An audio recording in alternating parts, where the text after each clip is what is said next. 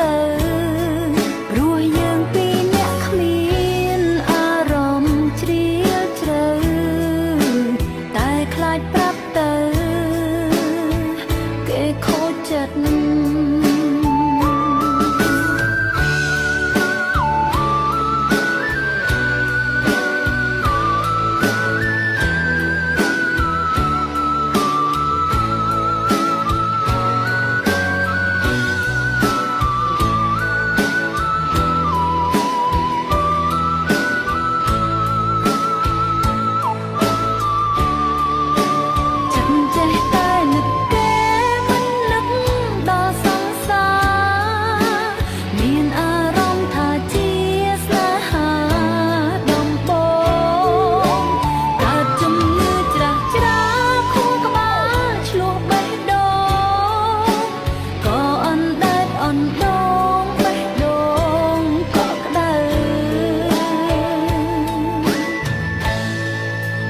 ចង់កុហកខ្លួនឯ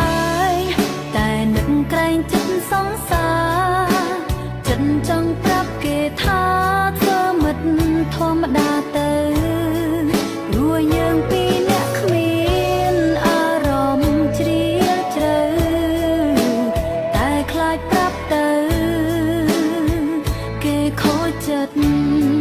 ព្រោះយើងពីរនាក់គ្មានអារម្មណ៍ជ្រាលជ្រៅខ្លាចប្រាប់ទៅ